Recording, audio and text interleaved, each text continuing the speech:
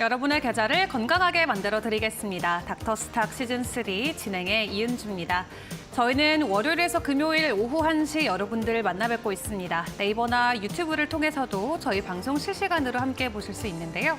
오전장의 시장 분위기와 특징주, 그리고 전문가님의 공략주와 여러분들의 고민 상담까지 1시간 동안 다 도와드리고 있습니다. 마무리까지 함께 하시면서 추가적인 공략주도 확인해 보시면 좋을 것 같고요.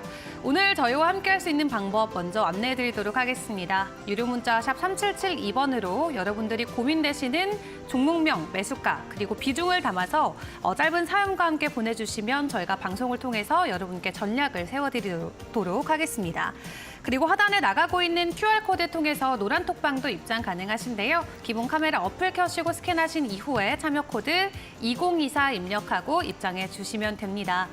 장전에 어떤 종목들을 사야 되는지 궁금하신 분들 노란 톡방 들어오시면 해당 종목들 받아볼 수 있는 3일 체험권 준비되어 있고요. 그리고 오늘 오후에 또 진행되는, 내일이죠. 내일 오후에 진행되는 온라인 무료 강연의 링크까지도 챙겨보실 수 있겠습니다. 자, 그럼 오늘 저희와 함께 해주실 전문가님 화면 통해서 먼저 만나보시죠.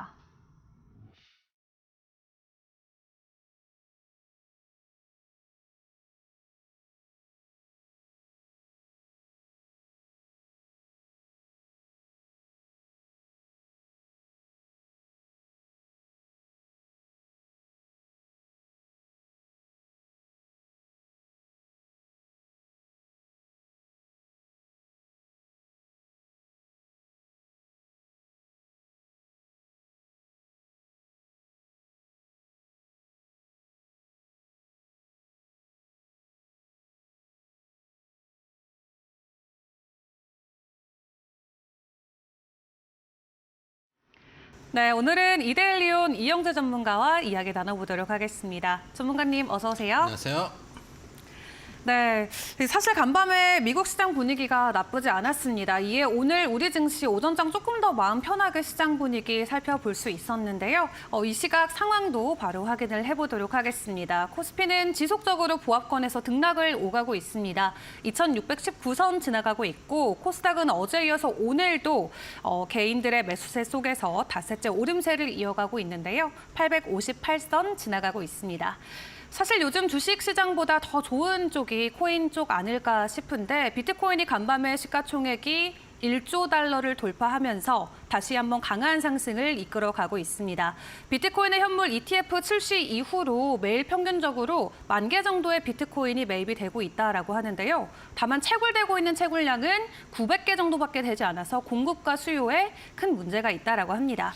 하지만 투자자들에게는 또 하나의 호재로 작용이 될 수 있겠죠. 또 여기에 반감기까지 겹치면서 추가적으로 가격이 상승할 수 있을 것이다라는 기대감이 나오고 있는데요. 이에 오늘 우리 시장에서 관련주들도 일제히 오름세를 이어가고 있습니다.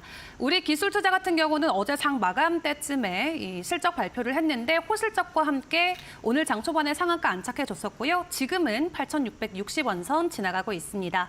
그 외에 위지트나 위메이드도 일제히 오름세 보이면서 관련주들 모두 빨간불 켜내주고 있습니다.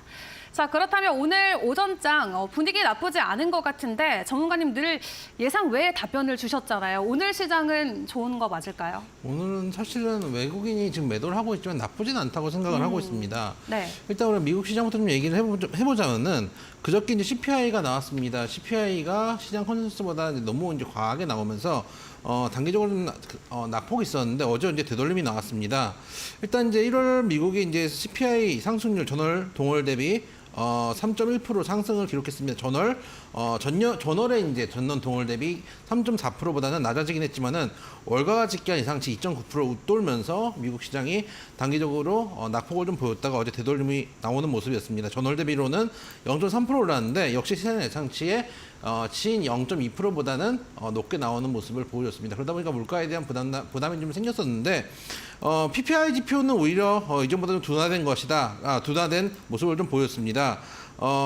계조조정 기준으로 했을 때 전월 대비 0.2% 정도 하락을 했는데 당초에 예상됐던 0.1% 하락에서 하향 조정됐다라는 뉴스가 전해지면서 어제 미국 시장 좀 긍정적인 흐름을 보여주는 모습이었습니다. 근데 CPI 얘기를 제가 좀 드렸는데 사실 이제 CPI가 한참 이제 우리의 엄청난 관심을 받았던 시절이 있었습니다. 왜 그러냐면은 CPI가 한참 높게 나오던 시절에는 우리가 관심이 있었던 부분은 뭐냐면 CPI가 높게 나온다. 그러면은 FOMC에서 페드에서 FOMC를 통해서 결국은 금리 인상을 하는 거 아닌가? 또 금리 인상을 할 때 자이언트 스텝이냐, 빅 스텝이냐 이런 것들을 걱정하던 시절이 있었거든요. 근데 지금은 CPI가 의외로 시장에 영향을 많이 미치지 않는 이유는 뭐냐면은 더 이상 올리지는 않을 거라는 시장의 컨센서스가 있는 거죠. 예전에는 얼마나 올릴지 더 올릴 것인가라는 부담감이 그런다면은 지금은 언제 내릴까에 대한 문제이지 더 이상 올리지 않을 거다. 그렇기 때문에 CPI에 대한 시장 영향력은 계속 떨어질 수밖에 없다라고 보시는 게 맞습니다. 그래서 앞으로도 경기 지표가 나올 때마다 하루 이틀 정도의 출렁임이 있을지 모르겠지만 미국 시장이 지속적으로 견조한 상승을 보여줄 가능성이 높다고 보여지고 사실은 CPI가 빠르게 떨어지지 않는 이유가 있죠. 기업 실적들이 계속 미국 시장 기업 실적들이 견조하게 나오고 있지 않습니까? 미국의 기업 실적들이 견조하게 나오고 또 고용 시장은 뜨겁다. 이런 것들이 당연히 물가는 끌어올릴 수밖에 없는 부분들이 있습니다. 그리고 지금 사실은 2%대까지 떨어지지 않았다라는 것들이 시장의 이제 문제다라고 이야기를 하는 사람도 있지만은 물가 성장률 2%라는 게 사실은 시장 전체적인 글로벌 시장에서 약간 합의를 한 거죠. 2% 정도의 인플레이션이 가장 무난하다. 사실은 인플레이션은 여러분들이 인플레이션이 나쁘다고 생각하지만은 모든 시장은 인플레이션이 당연히 존재합니다. 인플레이션이 없으면 디플레이션이고 디플레이션이 오히려 큰 문제거든요. 왜냐하면은 우리나라 전 세계적으로 마찬가지 돈이라는 것의 속성 자체가 물가는 계속 올라갈 수밖에 없는 속성이 있거든요. 그렇기 때문에 디플레가 아니라 인플레인데 그 인플레의 적정한 양이 어딘가 이거를 지금 글로벌적으로 사실 따로 근거가 있는 건 아닙니다. 2% 정도로 합의를 했지만 이 인플레가 있다는 것 자체가 우리가 부정적으로 볼 건 아니다. 그만큼 경기가 뜨겁다는 얘기이기도 하고 지금 CPI가 높게 나온다는 게 어쨌든 추가 금리 인상으로의 문제로 귀결되는 것은 아니다라는 걸 생각해 볼 필요가 있습니다. 그래서 그럼에도 불구하고 우리 시장 3대 시장에서 지금 외국인이 매도를 하고 있는데 제가 예전에는 외국인들이 매도를 할 때 시장이 안 좋다라는 말씀을 많이 드렸습니다. 그리고 실제로 장 초에 올라갔다가 장 후반에 밀리는 경우도 있었는데 오늘은 또 똑같이 3대 시장에서 사실 외인이 매도를 하고 있음에도 불구하고 제가 오늘 나쁘지 않다는 말씀을 드리고 있습니다. 왜 그러냐? 걸릴 자리에서 걸린 자리거든요. 화면 한번 보시면은 코스피 시장을 한번 보겠습니다. 저는 어제도 말씀드렸지만은 만약에 2,600에서 2,700선 이 구간만 넘어가면 저는 올해 상반기에 감히 말씀드리지만은 2,900대에서 정말 강하게 한다는 3,000대도 볼 수 있다고 저는 생각을 하거든요. 왜 그러냐면은 상대적으로 못 가는 부분들이 있기 때문입니다. 그러니까 예를 들면 신규로 투자를 한다라고 했을 때 여러분들이 신고가에 있는 종목을 사시겠습니까? 아니면 누림목에 있는 종목을 사시겠습니까? 저평가되어 있는 종목들을 사는 게 맞거든요. 근데 미국 시장이나 유럽 시장 이미 다 신고가, 일본 시장의 신고가 나와 있는 상황입니다.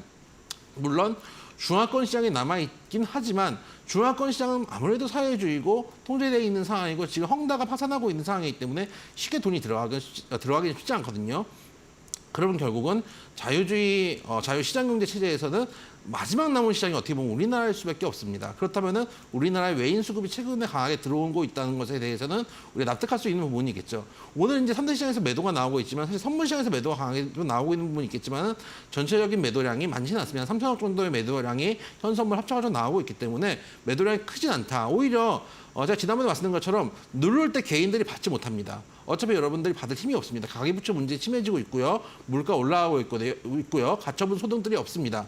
그러다 보니까 받지는 못한 상태에서 가격은 낮춰놓고 다시 또 저가에서 거래량을 터뜨리면서 먹어가긴 쉽습니다. 왜냐? 조금만 들어 올리면 개인들이 또 던질 거거든요. 돈이 부족하니까요. 그런 측면에서 계속 지금은 외인들이 바닥거래에서 매집하고 있는 구간이라고 보시면 맞다고 생각이 되고 화면 다시 한번 보여주시면은 제가 아까 오늘 정도는 걸릴만한 자리에서 걸렸다고 말씀드리는 게 지금 현재 고점 자체가 올해 이제 12월, 작년 12월 그리고 작년 8월 정도에 형성됐던 고점입니다. 여기서 원사이드하게 뚫으면 가장 좋겠지만은 바로 뚫지 못하고 한 번 정도 조정을 주고 뚫을 가능성도 물론 있는 상황입니다. 그렇기 때문에 2,600선 후반에서 2,700선 정도는 어느 정도 조정이 나올 수 있는 구간이다. 여기서 몇 번 치고 올라갈지 아니면은 힘을 모아서 내일은 당장 뚫어낼지는 우리가 지켜봐야 될 상황이라고 보지만은 저는 충분히 뚫어낼 수 있는 구간이다. 나스닥도 지금 어떻게 보면 신고가 라인에서 걸려 있는 상황이거든요. 그렇기 때문에 우리나라만 해도 신고가 못 갈 이유는 없다고 생각을 됩니다. 그렇기 때문에 신고가라고 따지면 우리는 3,300까지 사실 열려 있다고 볼 수 있는데 3만 원까지 봤을 때는 그래도 2,900, 3,000선까지는 이 2,600과 2,700선을 돌파하는 여부에 따라서 충분히 좀 더 열려있는 구간이다. 그렇기 때문에 항상 주식을 제가 2,400 갈 때도 말씀을 드렸던 부분이죠. 저평가되어 있고 모멘텀이 있는 종목들 위주로 모아가자라는 말씀 드렸고 여러분들께 여러 종목을 추천드리고 수익 인증도 많이 해드리고 있고 지금 이제 많이 올라온 거 아닌가 아까 말씀드렸던 것처럼 화면에 보면은 한 2,600선에서 정고 좀 더 걸려 있는데 라고 생각할 수 있겠지만은 최근에 사실은 반도체 몇 개 종목 올라왔죠. 그리고 이제 뭐 저 PBR 관련된 종목들 뭐 금융보험이라든지 은행 관련된 주들 올라왔고 그리고 뭐 하이닉스 뭐 이런 것들 올라오고 자동차 현대기아 뭐 올라왔는데 그 외에 생각보다 많은 종목들이 아직도 바닥권에 있는 종목들이 많이 있습니다. 아직도 선택의 여지가 많이 있고 매수할 만한 종목들이 많이 있다라고 생각을 하고 있기 때문에 전체적인 상승 추세는 지속될 것으로 보고 있다는 말씀 대신 종목은 좀 선별해서 고를 필요는 있다라는 말씀을 좀 드려보도록 하겠습니다. 네, 좋습니다. CPI 쇼크를 잘 해소하면서 앞으로도 긍정적인 흐름 예상된다 말씀해 주셨는데요. 시장 안에서 앞으로도 선택의 여지가 많다라고 설명해 주셨는데 그렇다면 오늘 오전장 안에서 조금 이슈와 함께 올라가는 종목들 혹은 눈여겨볼 부분들 어떤 것들이 있을지도 궁금합니다. 사실 뭐 초전도체나 가상화폐 관련주들도 큰 급등을 보여줬지만 그 외에 또 확인해 볼 이슈들 더 있을까요? 일단 처음에 관심 있는 종목은 아프리카 TV 좀 말씀드려보도록 하겠습니다. 실적이 나오는 시즌이기 때문에 실적과 맞물리는 종목들이 많이 있습니다. 사실 아프리카 TV는 제가 여러분들 84,000원에 소개시켜 드렸던 종목이고 1차 목표가 돌파했을 때 유효하다라고 말씀을 드리고 2차 목표가 때 다시 한번 리뷰를 드리겠다 말씀드렸는데 2차 목표가 제가 그 당시에 13만 원 말씀을 드렸습니다. 13만 원까지 아직 거리가 남아있는 상황이기 때문에 13만 원 정도 되면 다시 한번 또 리뷰를 드릴 겁니다. 왜 13만 원을 말씀드렸냐? 차트를 조금 당겨보겠습니다. 조금 당겨보면은 13만 원대가 사실은 저는 13만 원대 이상 갈 거라고 생각하는데 13만 원대가 전에 한번 이제 내려왔을 때 지지를 줬던 자이기 때문에 지지가 한번 깨고 내려오면은 저항으로 바뀌기 때문에 단기적으로 한 13만 원 정도 목표가를 잡고 있지만 사실 이 저항이 강한 저항은 아닙니다. 그냥 약한 저항이기 때문에 여기를 돌파하면 제가 또 한번 목표가 상향을 해드릴 예정입니다. 일단 이 아프리카 TV 같은 경우 지난해 연결 기준 매출액과 영업이익이 각각 3,476억과 903억으로 연간 최대 규모를 기록하는 모습이었습니다. 거기다가 자사주 취득에도 나섰다라는 소식이 전해지고 있습니다. 특히 밸류업 프로그램 관련해서 자사주를 취득해서 소각하는 회사들, 특히 자사주가 많은 회사들이 시장에 관심을 많이 받고 있는 만큼 그런 측면에서 아프리카 TV 앞으로도 긍정적이라고 보고 있고 추세는 꾸준히 이어질 것이다라고 보고 있습니다. 물론 지금 당장 사기에는 좀 부담스러운 면이 있어요. 제가 말씀드렸던 8만 원대가 어떻게 보면은 기가 막힌 타점이었죠. 이 정도 구간이었으면은 한번 뚫고 올라온 거 한번 확인하고 말씀드렸고 제가 이제 여러분들께 장전에 문자 보내드릴 때는 제가 이걸 6만 원대 말씀을 드렸던 종목이기도 합니다. 그래서 지금은 이제 막상 사기는 좀 부담스러운 가격이지만 이 외에도 좋은 종목도 많이 있으니까 오늘 방송 끝까지 확인해 주셨으면 좋겠다는 말씀 드려보도록 하겠습니다. 네, 좋습니다. 오늘의 첫 번째 특징주로 아프리카 TV 확인을 해봤습니다. 13만 원 선 라인에서 다시 한번 알려주시겠다 말씀해 주셨고요. 또 다른 이슈와 종목 넘어가 보도록 하겠습니다. 또 어떤 부분 확인해 볼까요? 두 번째 말씀드려볼 종목은 카카오입니다. 제가 카카오랑 네이버 같은 경우는 상당히 긍정적인 말씀을 많이 드렸습니다. 일단 바닥권에서 행보가 길었고 물론 이제 법적인 문제 때문에 네이버가 조금 더 우선순위에 있다라는 말씀을 좀 드리긴 했는데 네이버도 긍정적이고 카카오도 사실은 오늘 실적이 긍정적으로 나오는 모습이었습니다. 4분기 연결 매출 기준 2조 1,711억으로 전년 동기 대비해서 23% 증가했다라고 밝혔고 영업이익도 109% 정도 증가했다라는 모습을 보여줬습니다. 4분기 모두 4분기의 기준으로 했을 때는 분기 역대 최대였다라고 전해졌습니다. 전년 매출 같은 경우는 전년 동기 대비 14% 정도 증가한 8조 1,058억 정도 사상 처음 연간 매출 8조 원을 기록하는 모습이었습니다. 거기에 비해서 주가는 여러분들 아시다시피 거의 바닥에서 그 지옥 구간에서 이제 겨우 이제 머리를 들고 있는 모습입니다. 그렇기 때문에 이 종목 같은 경우는 물론 장기 평선에서 딱 걸리는 자리 481선 6만 원대 초반에서는 걸리는 자리지만은 6만 원대 초반만 돌파하면 사실 추가 상승 여부 충분히 있는 종목이다라고 생각을 하고 있고 카카오에 한참 불거졌던 이제 사법 리스크 같은 경우도 사실 지금 뉴스가 많이 나오진 않죠. 그리고 사법 리스크라는 게 사실 1심으로 끝나는 경우가 있는 게 아니라 그 2심, 3심까지 가면 몇 년씩 늘어지는 경우들이 많기 때문에 직접적으로 영향을 미치는 경우보다는 악재가 뉴스가 나올 때마다 흔들릴 수는 있겠지만 그게 매수 기회가 될 가능성이 높다라는 측면을 생각해 볼 필요가 있습니다. 그래서 오늘 실적이 나왔죠. 우리나라는 좀 항상 이제 특징이 좋은 실적 나왔을 때 당일날 올라갔다 다음날 빠지는 경우도 많이 있거든요. 그래서 오늘 올라갔으니까 산다라고 하시는 것보다는 차라리 6만 원대 초반을 돌파한 다음에 매수를 하시는 것도 괜찮고, 아니면은 내일 만약에 좀 조정을 준다면 조정 때 매수를 해볼 만한 구간이 나오지 않을까. 카카오나 네이버 같은 종목들, 플랫폼 기업들 같은 경우에 금리 인하 시기에 확실히 수혜를 받을 수 있는 종목들이기도 합니다. 성남주 같은 경우는 아무래도 기본적인 캐시카우가 크지 않기 때문에 부채 비율들이 맞는 경우들이 많습니다. 그러다 보니까 금리 인상 시기에는 이런 종목들이 가장 큰 피해를 입기도 합니다. 아무래도 성장주라는 건 미래의 성장을 현재에 땡겨와가지고 그 가치를 평가하는데, 미래 성장의 이자 비율이 높아지는 만큼 미래 성장 폭이 깎여지겠죠. 그걸 현재에 땡겨오다 보니까 주가가 저평가되는 경우들이 많이 있습니다. 그런데 이제 금리 인하 시기에 들어간다면은 이런 종목들, 성장주들은 오히려 수혜를 받을 수 있다는 측면들을 생각했을 때 카카오, 네이버는 지속적인 관심이 필요하다고 생각이 되고, 카카오 같은 경우도 오늘 긍정적인 흐름들, 거래량이 터진 양봉을 보여줬기 때문에 아예 만약에 내일 6만 1,000원 돌파한다 라고 하면은 그 자리에서 한번 매수를 해보시는 것도 나쁘지 않고, 내일 조정을 줬을 때도 매수 기회를 줄 수 있다라는 말씀도 드려보도록 하겠습니다. 네, 좋습니다. 금리 인하 시기에 우리가 주목해볼 성장주 카카오 설명해 주셨는데요. 일단 실적 발표 긍정적인 부분이 있었습니다. 지난해 연간 매출 역대 최대치를 기록했는데, 만약에 6만 1,000원을 돌파했을 때 해준다면 해당 부근에서 매수의 기회 혹은 조정이 나왔을 때 또 매수 관점 유효하다는 거 생각해 주시면 좋을 것 같습니다. 자, 이어서 저희 한 종목 더 받아보도록 하겠습니다. 오늘 시장하나서요 종목도 어떤 게 눈에 들어오시나요? 이마트라는 종목입니다. 최근에 네. PBR 관련된 밸류 프로그램의 수혜 가능성이 있다라고 하면서 이마트가 사실 단기 급등을 했습니다. 제가 그때도 이제 방송에서 말씀드렸던 게 PBR 관련된 종목들은 PBR만 보고 가면 사실은 올라갈수록 떨어질 수밖에 없다라는 말씀을 드렸습니다. 왜 그러냐? 예를 들면 PBR이라 그러면 일단 우리가 1배 이하의 종목들을 기본적으로 얘기를 하죠. 근데 주가가 올라가면은 PBR 자체가 계속 높아지게 되겠죠. 그러다 보니까 주가가 올라가게 되면은 PBR 1을 넘어서는 어느 순간이 오겠죠. 그러다 보면은 이게 올라가면 올라갈수록 이 주가 상승의 땔감들이 줄어드는 상황입니다. 그렇기 때문에 차라리 자동차 쪽이나 이런 쪽들, 성장 산업에 있고 실적이 잘 나오는데 거기에 대비해서 PBR이나 저평가되어 있는 종목들이 훨씬 더 메리트가 있다라고 말씀을 드리는 게, 미래 성장 사업이라든지 또 실적이 잘 나온 종목들 같은 경우는 미래의 가치 자체가 이 종목이 상승하는 땔감이 됩니다. 근데 단순히 PBR만 낮다고 하면은 올라갈수록 땔감이 떨어지기 때문에 사실 이마트 같은 종목들은 지금은 어쨌든 간 우리의 소비 형태가 오프라인에서 온라인으로 바뀌고 있는 상황이기 때문에 그런 측면에서 오랫동안 보고 가기에는 조금 어려움이 있지 않는가라는 말씀을 드린 바도 있습니다.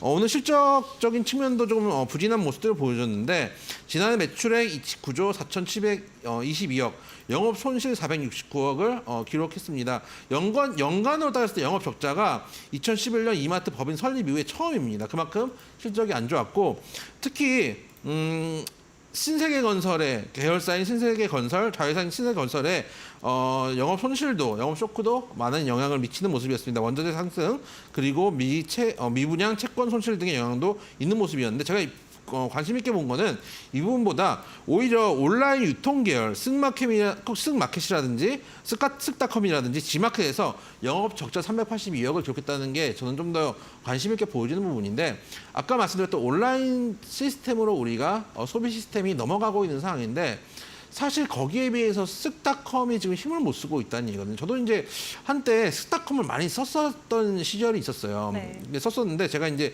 지금 사실은 거의 쿠팡만 씁니다. 이게 왜 그러냐면은 쓱닷컴 같은 경우는 후처리가 그렇게 좋지가 않아요. 그러니까 쿠팡 같은 경우는 이게 물건이 뭔가 잘못 오거나 하면은 묻지도 따지지도 않고 그러니까 환불을 해주거든요. 근데 이마트에서 산 거는 뭔가 되게 까다롭습니다. 환불을 하기 위해서는. 그러다 보니까 후처리가 좋은 쿠팡 쪽으로 많은 사람들이 옮겨가는 부분들도 사실 후처리 때문이라고 지금 보고 있는데, 그러다 보니까 스타컴이라고 사실은 이제 이마트 같은 경우는 이 온라인 마켓을 하는 것이 훨씬 더 유리하죠. 왜냐하면은 쿠팡하고 다르게 각 지역마다 아무래도 상점 대형 매장들이 있기 때문에 훨씬 더 유리한 겁점들을 갖고 있음에도 불구하고 이 온라인 마켓을 활발하게 운영하지 못하고 적자를 기록한다는 것 자체가 사실은 리스크라고 보고 있고, 이런 측면들이 앞으로도 온라인 마켓이 가속화되고 있고, 또 특히 지금 이제 쿠팡도 위험한 게 중국발 알리익스프레스라든지 테무라든지 이런 쪽에서 우리나라의 침투율이 높아진 상황이거든요.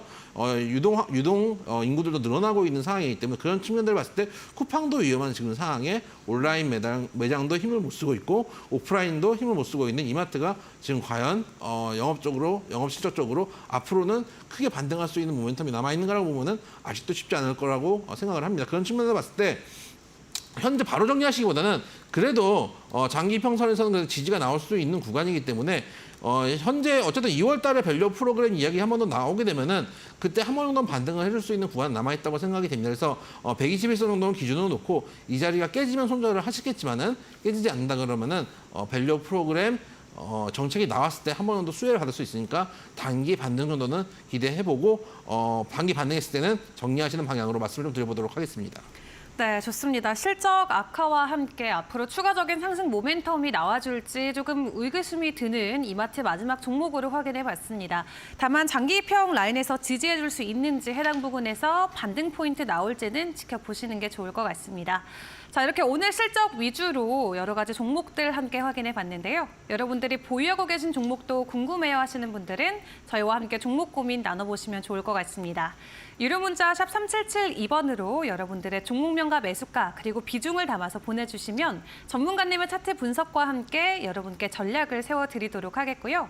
그리고 하단에 나가는 QR코드 통해서 노란 톡방도 입장 가능하십니다. 기본 카메라 어플 켜시고 이 QR코드 스캔하신 이후에 영어 링크 클릭해 주시면 되는데요. 참여 코드는 2024 입력하고 입장해 주시면 되고 들어오시면 여러 가지 다양한 정보들을 받아보실 수 있습니다. 어떤 부분에서 도움받을 수 있을까요? 일단 이제 종목들 제가 방송에서 소개해드리지만은 종목들이 부족한 경우들도 있을 겁니다. 왜냐하면 여러분들이 항상 제가 방송에서 소개해드리는 종목을 100% 마음에 들지 않을 수도 있기 때문에 후보군들을 조금 더 다양하게 3일 동안 이 두 종목씩 매일 장전에 보내드린다는 거 한번 확인해 보셨으면 좋겠다라는 말씀을 드리고 싶고요. 또 여러분들이 이제 항상 뉴스를 제가 많이 말씀드리는데 여러분들이 듣고 있는 뉴스들은 어떻게 보면은 시장의 흐름에 맞춘 뉴스일 수도 있습니다. 같은 원인을 가지고 다른 결과로 이야기를 하지만 사실은 우리가 꼼꼼히 따져보지 않는다면은 그 뉴스에 눈이 팔리는 경우들이 많이 있습니다. 근데 오히려 우리가 뉴스를 봤을 때 항상 그 행간을 읽어야 된다고 생각을 합니다. 그 행간을 읽는 방법들 그리고 행간을 읽어서 여러분들께 해설을 드리고 있습니다. 그래서 시장에 대한 올바른 해설들 듣고 싶으시다 하시는 분들 밑에 있는 QR코드 핸드폰 카메라로 살짝 갖다 대시면 링크가 나옵니다. 그 링크를 클릭을 하시면 참여 코드를 넣으라는 자리가 나옵니다. 거기 2024 올해 청룡의 해를 딱 넣어주시면은 들어오실 수 있다는 말씀 드리고 종목과 그리고 시장에 대한 뉴스에서 이야기하지 않는 해설들 그리고 시장의 현재 흐름과 뉴스들 함께 하셨으면 좋겠다는 말씀 드려보도록 하겠습니다. 네, 좋습니다. QR코드 스캔하고 입장하신 이후에 투자와 관련된 여러 가지 조언들 그리고 정보들 받아가시면 좋겠습니다. 그리고 QR코드 통해서 입장하시면 매주 진행되고 있는 온라인 강연도 만나보실 수 있는데요. 편하게 들어오셔서 여러 가지 정보들도 받아보시면 좋겠습니다. 자, 그럼 저희는 여러분들의 종목 상담 시간으로 넘어가 보도록 하겠습니다.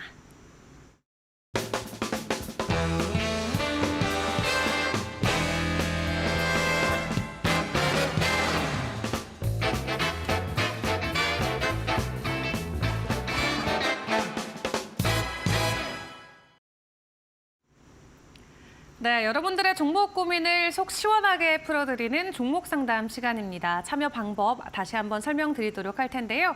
유료 문자 샵 3772번으로 여러분들의 고민되시는 종목명, 매수가 그리고 비중을 담아서 보내주시면 저희가 방송을 통해서 여러분께 전략 세워드리도록 하겠습니다. 자, 그럼 오늘 첫 번째 들어온 문자 순서대로 바로바로 확인해 보도록 하겠습니다. 자, 오늘의 첫 종목은 금양이 들어와 있고요. 매수가는 12만 원, 비중은 20%라고 하십니다. 이영재 전문가님, 금요일에 뵈니 더 반갑습니다. 금양 더 기다려야 할지 팔아야 할지 고민입니다. 라고 연락을 주셨는데, 자, 일단 금양 같은 경우는 사실 좀 특정 인물과 많이 엮여서 가격의 변동성을 보여줬던 종목이어서 조금 조심스럽긴 하지만 일단 지난달까지는 가격 하락이 계속 나왔거든요. 다시 고개를 들어주고 있는 것 같은데 이 상승 추세가 계속 갈 수 있는 걸까요? 심지어 그 인물이 이 회사에 없지 않나요, 지금? 그래서 그런 문제 얘기도 있고 저는 이 차원이 되게 긍정적이라는 말씀 되게 많이 드렸습니다. 좋게 생각하고 있는데 사실 금양이라는 회사는 손이 진짜 안 나가는 회사 중에 하나예요. 왜 그러냐면은 일단 지금 그 에코프로라든지 에코프로 BM도 고평가다라는 얘기들도 사실 아직도 있는 상황이거든요. 근데 금양 같은 경우에 지금 어쨌든 적자니까 PBR은 없고 PBR이 지금 39.53배거든요. 근데 에코프로가 지금 고평가라고 해도 PBR이 지금 12.29배예요. 그러니까 에코프로보다 지금 어떻게 보면 3배 넘는 지금 주가 상승 구간에 있다라고 볼 수 있거든요. 에코프로 BM이 그렇게 높은데도 17배거든요. 그러면은 역시 에코프로 BM보다도 2배 넘는 이제 주가의 위치에 있습니다. 그러다 보니까 상대적으로 금양 같은 경우는 좀 고평가가 돼 있는 정말로 2차전지 중에서 가장 좀 거품이 좀 껴있는 종목이다라고 생각이 되고 보시면 계속해서 저점이 내려가고 있는 상황입니다. 저점이 내려가고 있는 상황이라는 얘기는 고점도 곧 있으면 내려올 수 있는 상황이라는 얘기거든요. 지금 125,000원이면 정고점 인근인데 매수가가 이제 정고점 인근이니까 이 고점에 사실 수도 있고 아니면 한참 이제 금양이 좋을 때 이때 사실 수도 있겠죠. 2차전지가 좋을 때 이때 이제 사셔가지고 2차전지에 물려 계시는 분들도 많으니까요. 그래서 반등을 주면은 제 생각에는 고점을 낮춘다고 봤을 때 11만 원대에서 10만 원, 지금 9만 3천 원이니까 10만 원 초반 정도를 일단 1차 목표가라고 볼 수 있고 많이 올라가도 12만 원대에서 추가적으로 상승하기 좀 어렵지 않을까라는 생각을 하고 있습니다. 그래서 만약에 2차전지에 관심이 있으시다면 에코프로 BM이나 에코프로 쪽으로 가시는 게 어떤가? 왜 그러냐면은 지금 에코프로 BM 같은 경우도 단기적으로 보면은 저점만 보면 저점이 지금 올라가고 있는 추세거든요. 저점이 올라가고 있는 추세고 에코프로 같은 경우도 보면은 일단 이 종목 같은 경우도 장기 이평대 아직 훼손하지 않은 상태에서 직전 저점 여기 음에 있는 자리에서 일단은 추세적으로 지지가 나올 자리에서 지지가 나오고 있는 상황이기 때문에 상대적으로 고평가에 있는 금양을 과연 오랫동안 가져가는 게 맞는가라는 생각은 듭니다. 그래서 단기적으로 한 11만 원 그리고 길게 잡으면 한 12만 원 정도 목표가 잡으시고 그 자리에 오면은 일단은 정리하셔가지고 다른 대형주들 위주로 조금 넘어가시는 게 어떤가라는 말씀을 드리고 싶고 반대로 이 저점이 깨지면은 정말 급하게 받을 수도 있습니다. 그게 7만 5천 원 정도 구간이니까 손절가 7만 5천 원 정도 잡으시고 대응하셨으면 좋겠다. 2차전지는 정말 좋게 보지만 금양은 1순위는 아니다라는 말씀 드려보도록 하겠습니다. 네, 좋습니다. 같은 섹터 안에 다른 좋은 종목들도 많이 있기 때문에 한번 좀 눈을 다른 쪽으로 돌려보는 것도 좋지 않을까 의견을 주셨습니다. 자, 이어서 다음 종목도 확인해 보도록 하겠습니다. 이어지는 다음 종목은 하나솔루션이 들어와 있고요. 매수가가 37,000원, 비중은 15% 보유하고 계시다고 합니다. 하나솔루션 앞으로 전망과 대응 전략 좀 꼭 좀 부탁드립니다. 라고 사연을 보내주셨는데요. 일단 오늘은 강보합권에서 지속적으로 머물고 있습니다. 실적이 4분기에 사실 좋지 못한 실적을 발표가 됐었어요. 이번 주 내내 주가가 계속 핑퐁핑퐁 왔다 갔다 하고 있는데 현재 구간에서의 전망은 어떻게 보실까요? 이 종목은 한 발 정도 기대해 볼 수 있는 종목이 있습니다. 부분이 있는데 일단 이 종목도 지금 PBR이 1이 안 되기 때문에 밸류 프로그램 이야기 나오면은 한 번 정도는 움직여줄 수 있다고 생각하는데 제가 이제 예전에도 에너지 이야기 이제 친환경주 얘기하면서 그런 말씀 드렸죠. 이거 길게 보면은 짧게 보면 1분기, 길게 봤자 2분기다. 왜냐 트럼프가 너무 지지율이 높기 때문이다. 트럼프가 만약에 당선이 확실히 된다, 지지율이 확실히 대통령 되겠다 싶으면은 친환경 관련주들은 아무래도 못 갈 가능성이 높거든요. 그런 것들을 좀 생각했을 때 친환경주들이 사실 지금도 트럼프가 지금 지지율 1위를 달리고 있기 때문에 쉽게 가기는 좀 힘듭니다. 그러니까 친환경 관련된 모멘텀으로 가기 힘들고 오히려 밸류어 프로그램이나 다른 이제 외부 제3의 요인이 들어와야지 종목이 갈 수 있는 구간이 나오지 않을까라는 생각을 하고 있습니다. 특히 지금 2월 장세가 그렇게 나쁘지 않은 상황입니다만은 이 종목 2월에도 지금 헤매고 있거든요. 화면 한번 보시면은 1월에도 당연히 장이 안 좋았으니까 헤맸고 2월은 2월대로 장이 괜찮은데도 헤매고 있는 상황입니다. 이러면은 다른 종목도 다 가는데 내 종목만 못 간다고 상대적 박탈감을 느끼기 딱 좋거든요. 그래서 아까 말씀드렸던 2월 안에 어쨌든 밸류 프로그램 세부적인 내용들이 나온다고 하니 한 3만 원 정도 손절가 놓고 이 자리가 깨지지 않는다고 하면은 밸류 프로그램의 수혜로 한 번 정도 반등을 해줄 수 있다. 반등을 해줘도 정고점 인근 한 39,000원, 38,000원대를 일단 목표가 잡고 이 정도만 돼도 땡큐 베리만 감사 그러면서 나와야 된다. 왜냐? 트럼프가 정말 지지율이 1위가 되고 있는 상황에서 이거를 오랫동안 친환경을 오랫동안 가져가기에는 새로운 모멘텀이 있거나 트럼프가 생각을 고쳐먹지 않는 한 쉽지 않을 거다라는 말씀. 그래서 1차 목표가 매수가 정도를 잡으시고 손절가 3만 원 정도 잡고 밸류 프로그램을 보고서 판단하도록 하자라는 말씀 드려보도록 하겠습니다. 네, 좋습니다. PBR이 현재 0.6배 정도에 올라와 있는데 그렇기 때문에 밸류업 프로그램과 관련해서 아직 한 발 더 남아있을 수 있다라고 설명해 주셨습니다. 1차 목표가로 매수가 부근 생각해 주시면 좋을 것 같고요. 그리고 3만 원 손절가 잡고 대응해 주시면 좋겠습니다. 자, 이렇게 여러분들의 종목 고민 저희가 방송 통해서 함께 들어드리고 있습니다. 아직 신청 안 하신 분들은 유료 문자 샵 3772번으로 여러분들의 매수가, 비중, 그리고 종목명을 담아서 보내주시면 차트 분석과 함께 전략을 세워드리도록 하겠습니다. 그리고 추가적인 시장에 대한 공부가 필요하신 분들은 하단에 나가는 QR코드 통해서 노란톡방도 입장 가능하신데요. 참여코드 2024 입력하고 입장해 주시면 되겠습니다. 새로 들어오시는 분들께서는 장전에 미리 종목을 받아볼 수 있는 리스트 챙겨보실 수 있는데요. 매일 2종목씩 맞나요, 전문가님? 예, 매일 2종목씩 3일 동안 드리고 있는데 여러분들이 사실은 종목들 많이 방송에서 보실 겁니다. 저도 이제 방송에서 말씀을 하고 있고 드리고 있고 또 매일 이제 보다 보면 특징주다, 추천주다 이런 것들이 많이 있습니다. 근데 여러분들 나름대로 방송에서 포트폴리오를 한번 짜보시는 것도 괜찮을 것 같아요. 예를 들면은 제가 여러분들께 수익 인증을 드린 종목들은 또 오래된 종목들이 아닙니다. 방송 시작한 지도 얼마 안 됐고요. 오래된 종목들이 아닌데 어떤 방송 보니까 거래일만 따져서 270 며칠 만에 뭐 몇 프로 수익 이렇게 따지더라고요. 그래서 거의 뭐 아프리카 기우제를 지내듯이 언젠가 이 중에서 오르면은 200 며칠 거래일로 막 따져가지고 올리는 종목들도 있던데 여러분들 그런 것들을 꼼꼼하게 판단하셔가지고 수익을 낼 수 있는 방송과 수익을 낼 수 없는 방송들 그리고 우리가 솔직히 수익을 낸다는 게 뭐 한두 달, 두세 달 기다려서 수익 내려고 하는 거지 뭐 한 2년, 3년 이렇게 보면서 수익을 낼 생각 안 하시잖아요, 여러분들. 그래서 그런 포트폴리오를 짜보시고 또 제가 보내드린 종목들을 받아보시고 정말 수익이 날 수 있구나라는 것들을 느껴보시는 것도 좋다고 생각됩니다. 왜냐? 여러분들이 지금 느끼시는 감정 중에 꽤 많은 것들은 뭐냐면은 내가 사면 떨어지고 팔면 올라간다라는 것들을 여러분들 많이 그런 말씀들을 하십니다. 그렇지 않다. 수익 날 수 있는 종목도 분명히 있다라는 것들도 생각해 보시면서 종목들 한번 받아보시고 여러분들 막상 살 돈이 없다 하신다면은 관심 종목에 넣어놓고 이런 종목들을 어떤 자리에서 들어가고 어떤 자리에서 빠져나오는지 한번 보시는 것도 주식에 공부하시는데 좋은 도움이 될 것이다라는 말씀 드려보도록 하고 있고요. 밑에 있는 QR코드 찍고 들어오시면 종목 외에도 여러분들께 여러분들 궁금하신 것들도 상담해드리고 있고 내일 라이브 방송 진행하고 있습니다. 내일 같은 경우는 원래는 목요일 날 방송을 했는데 전 내일도 방송을 합니다. 당분간은 제가 화요일, 목요일, 금요일 3일 동안 방송을 하기 때문에 금요일 날 방송 끝나고 여러분들 술 마시러 가기 전에 라방 한번 듣고 가셨으면 좋겠다는 말씀도 드리도록 하겠습니다. 네, 좋습니다. 자, 노란톡방 입장하셔서 여러 가지 정보들 또 혜택들 모두 챙겨보시길 바라겠습니다. 그럼 저희는 여러분들의 종목 고민 계속 이어가 보도록 할 텐데요. 다음 상담도 바로 확인해 보도록 하겠습니다.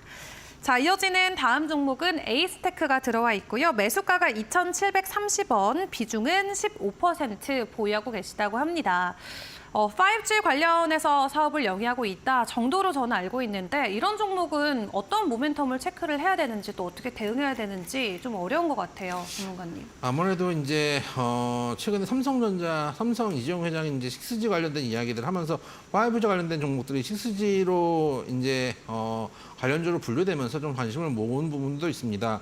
이 회사 같은 경우 모바일 네트워크 관련 장비를 하고 있는 회사이기 때문에 기지국 안테나라든지 기지국용 RF 장비, 모바일 디바이스용 안테나, 그리고 RF 커넥터 이런 것들을 하고 있는 회사다라고 생각을 해주시면 됩니다. 그래서 특히 이제 방산 관련해서도 지휘통신 체계라든지 위성통신 그리고 방산용 안테나 이런 것들도 하고 있기 때문에 매출이 나오고 있는 회사인데 문제는 뭐냐면은 지금 이 종목이 그러니까 5G가 앞으로 6G로 테마를 이룰 것이다 라고 생각해서 5G 관련된 종목들, 과거에 5G 관련된 종목들에 진입해 보시는 것도 하나의 방법일 수도 있다고 생각합니다. 어차피 내가 당장 뭐 급하게 매매하지는 않고 어쨌든 간에 지금은 시장에 돈이 없기 때문에 가는 종목들만 가는 장세인 건 맞습니다. 지금 반도체 몇 종목들, 현대 기아차, 저는 이제 개인적으로 현대 기아차도 갔기 때문에 부품주들도 이제 갈 거라고 생각을 하고 있고 이렇게 하고 있지만은 그러다 보니까 시장에 돈이 없다 보니까 이 메인스트림에서 벗어난 종목들은 사실은 정말 못 오르는 경우들이 많이 있거든요.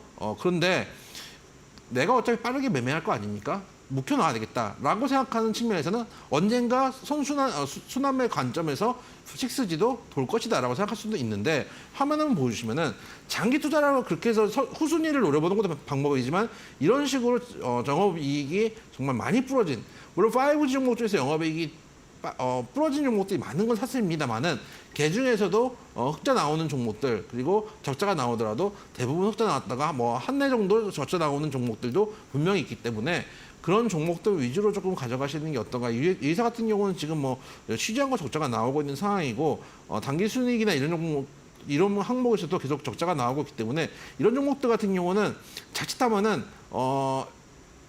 유증이라든지 예상하지 못했던 그런 재무적인 부담들이 나올 수 있는 부분들이 있습니다. 그리고 보시면은 단기적으로는 분명히 최근에 식스지 관련된 뉴스가 나오면서 급등했던 부분들은 있지만은 전체 추세로 보면 추세적 하락하고 있는 부분입니다. 다행인 거는 뭐냐면은 최근에 식스지 얘기가 나오면서 하락 국면에서 하락의 브레이크는 잡혔다는 것들은 긍정적인 부분이라고 생각을 합니다만 어쨌든 지금 시장에서 메인 트렌드는 식스지는 아닙니다. 그러면 이후에 수남의 구간을 눌러봐야 될 텐데 그런 관점에서는 차라리 실적이 좀 나오는 종목들로 가져가시는 게 어떤가라는 말씀을 좀 드려보도록 하겠습니다. 네, 좋습니다. 재무적인 부담, 이 리스크가 있는 가운데 큰 그림에서도 하락 추세가 확인이 되고 있는 만큼 다른 쪽으로도 시세가 더 빨리 나올 수 있는 종목들 선별해 보시는 것도 좋을 것 같습니다. 자, 이어서 다음 종목도 바로 만나보도록 하겠습니다. 이어지는 다음 종목은 한네트고요. 매수가가 6,100원, 그리고 비중은 5%라고 하십니다. 이 CBDC 관련해서 모멘텀을 종종 받곤 했었는데 이 종목 같은 경우 오늘 좀 추가적인 반등이 나오고 있는데요. 추가적으로 어떤 전략이 또 필요할까요? 일단은 이 종목 같은 경우는 거래량이 좀 나오고 있지만 윗꼬리가 좀 길게 나오고 있긴 합니다. 다만 최근에 키오스크라든지 이런 부분들 그리고 CBDC 관련된 이슈들이 지금 물밑에서는 아직도 논의가 되고 있는 부분들이 있기 때문에 바로 죽을 종목은 아니다라고 생각은 하고 있습니다. 특히 올해랑 거래량 터진 양도 적은 양은 아니고 보시면은 지금 하락 추세를 멈추고 단기적으로 봤을 때는 저점을 올리는 쌍바닥 구간이 나오고 있는 것도 맞기 때문에 그런 측면들을 봤을 때 바로 정리하기보다는 그래도 저점은 높아지고 있다는 측면에서 보유하면서 가져가실 수 있는 종목이라고 생각이 됩니다. 6,100원 정도면은 전에 한번 급등을 했을 때 사신 것 같은데 제가 항상 말씀드리지만은 올라가고 이 뉴스를 타가지고 올라갈 때는 팔 때지 살 때가 아닙니다. 뉴스가 나오기 전에 오늘 같은 경우는 뭐 특별히 뉴스가 나온 것보다는 지금 시세가 거래량이 붙어가지고 좀 올라가고 있는 국면인데 이런 종목 같은 경우는 오히려 오늘 거래량 나오고 윗골이 나왔을 때 위에 있는 매물 한번 먹었다라고 생각하고 종가쯤에 한번 접근해 보셔도 큰 무리가 없는 구간이 아닌가라고 생각을 하고 있습니다. 그런 측면에서 가지고 계신 분들은 조금 더 시간을 주실 수 있는 종목이고 보유하지 못하신 분들은 한번 종가쯤에 소비 중으로 한번 선발대 찔러 들어가셔도 큰 무리는 없는 종목이라고 생각이 됩니다. 5% 정도 비중이라면은 종가쯤에는 한번 추가 매수 정도 하셔가지고 평단 좀 낮춰보시는 것도 방법이다 라는 말씀 드려보도록 하겠습니다. 네, 좋습니다. 비중이 또 적은 만큼 오늘 종가 정도에 다시 한번 추가 매수 생각을 해보셔도 좋을 것 같습니다. 자, 이어서 다음 종목도 바로 확인해 보도록 하겠습니다. 이어지는 다음 종목은 솔리드가 들어와 있고요. 매수가는 7,876원, 비중은 60%라고 하십니다.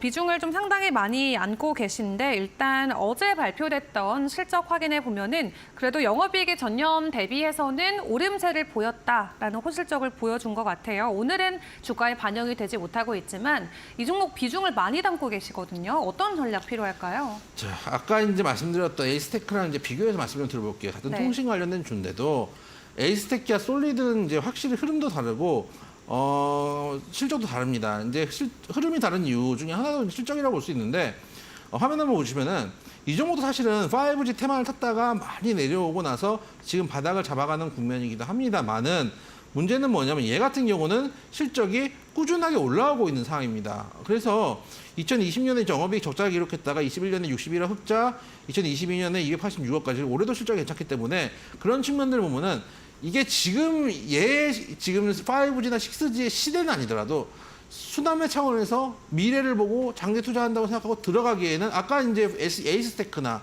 또 솔리드나 이 두 종목을 대놓고 비교를 해보면은 솔리드는 들어가서 장기적으로 가져갈 만 하거든요.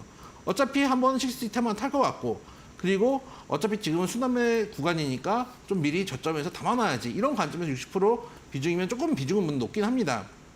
평단도 좀 높기는 하지만은 그래도 담아갈 수 있는 종목이다라고 생각을 하고 있습니다. 그리고 최근에 이 종목 같은 경우는 에이스테크와 다르게 점점 저점과 고점을 높여가고 있는 상황이고 이 위에 있는 매물대 지금 매수가가 거의 지금 보시면 고점이기 때문에 이 위에 있는 매물대 한 7천원대 한번 걷어내게 된다면은 추가적인 상승 충분히 가능하고 당장 뭐 이번 상반기는 아니더라도 하반기라도 만약에 삼성전자 다시 또 6G 관련된 이야기들 관련된 모멘텀이 나오면은 가장 먼저 수혜를 받을 수도 있는 종목이기도 합니다. 실적이 양호한 만큼 에이스테크와 다르게 오히려 에이스테크에서 6G 순환매 기다리시는 분들은 차라리 솔리드로 오시는 게 낫지 않은가라는 말씀 드려보도록 하겠습니다. 네, 좋습니다. 앞서 확인해봤던 에이스테크와는 다르게 또 실적이 탄탄하게 뒷받침되고 있기 때문에 하반기쯤 만약 관련 투자의 모멘텀이 왔을 때 수혜를 받아갈 수 있는 종목이다 설명해 주셨습니다. 자, 이어서 마지막으로 한 종목 더 도와드리도록 하겠습니다. 이어지는 다음 종목은 나래 나노텍이고요. 매수가가 9,000원, 비중은 10%. 라고 하시네요. 매수가가 언제 올까요? 라고 지금 연락을 주셨어요. 코스닥이긴 하지만 일단 PBR 같은 경우도 한 배 미만에 있고 주가는 큰 그림에서 봤을 때 되게 오랫동안 누워있는 차트거든요. 추가적인 상승 모멘텀 확인해 볼 수 있을까요? 일단 최근에 그래도 거래량이 좀 실리면서 윗꼬리가 나오면서 위에 있는 매물들을 먹고 있는 상황입니다. 화면 한번 보시면은 PBR도 PBR이지만은 일단 보면은 이게 이제 거래가 있는 흔적들이 나오거든요. 그러니까 이렇게 생각하시는 경우들이 있어요. 세력들의 혹자는 그렇게 얘기를 합니다. 세력들이 거래량은 속일 수 없다라는 이야기들을 하니까 또 어떤 혹자는 아니 어쨌든 간 거래량은 자전거래로 돌려가지고 만드는 게 거래량 아닌가 이렇게 얘기를 하시는 분들도 계세요. 그때 거래량은 속일 수 있다라고 얘기하시는 분도 계십니다. 근데 이 얘기들을 잘 조합을 하면 뭐냐면은 거래량이 터트리는 거는 그러니까 거래량을 늘리는 거는 세력들이 속일 수 있을지 몰라도 거래량이 줄일 수는 없다는 얘기예요. 반대로 얘기하면은 내가 살려면은 자전거래를 돌려서 거래량을 터뜨려가지고 마치 올라갈 것처럼 거래량을 터뜨릴 수는 있겠지만은 거래량을 줄일 수는 없는데 예를 들어서 위에 있는 자리 즉 한참 급등을 해서 위에서 거래량이 터진다면은 그게 오히려 그때는 자전거래를 하면서 더 할 것처럼 보여주면서 끌어내릴 수는 있겠지만은 반대로 현재 같은 구간은 이제 바닥에서 올라오는 구간에서 거래량을 터뜨리면 죽일 구간은 아니거든요. 그리고 윗꼬리를 계속 내고 있지만은 윗꼬리를 낸다는 게 나쁘지 않은 게 바닥에서 올라오는 경우에서 올라오는 구간에서는 한번 매집을 쭉 해놓고 내가 예를 들어서 이 종목을 100만 주를 매집을 할 거라고 생각했는데 이거를 가지고 지금 이제 6,000원인데 7,000원까지 끌어올려놓고 내일은 7,000원에서 8,000원에서 또 사고 이렇게 하면은 매집이 안 돼요. 비싼 가격에 매집이 되잖아요. 그러니까 7,000원까지 올려놨다가 쭉 도로 빼가지고 다시 평단을 이 주가랑 5,000원까지 내려놓고 그다음에 다시 또 쭉 끌어올렸다가 다시 매집을 했다가 매수를 했다가 다시 또 쭉 내려놓고 평단을 내려놓고 이렇게 하면서 매집을 하는 경우들이 있는데 보시면 거래량이 최근에 그래도 많이 나오면서 윗꼬리가 나오고 있는데 문제는 주가가 죽을 자리면 여기서 추세가 밑으로 하락으로 꺾여야 되는데 꺾이지 않고 저점을 계속 올라가고 있는 흐름입니다. 그런 측면에서 생각한다면은 9,000원까지는 좀 시간이 걸릴지 몰라도 지금은 좀 보유를 하시고 한 7,000원대만 잘 돌파해 준다면은 그래도 9,000원대까지도 열려 있는 구간이기 때문에 지금은 보유를 하시면서 대응하시는 게 맞다라는 말씀 드려보도록 하겠습니다. 네, 좋습니다. 7,000원만 잘 돌파해주면은 매수가까지의 추가 상승 가능성 있다라고 말씀해 주셨습니다. 참고로 본방송에서 제공하는 자료는 투자 정보에 대한 참고 자료일 뿐 해당 종목에 대한 상승과 하락을 보장하지 않는다는 점 꼭 유의해 주시면 감사하겠습니다. 그럼 저희는 공략주로 다시 돌아오겠습니다.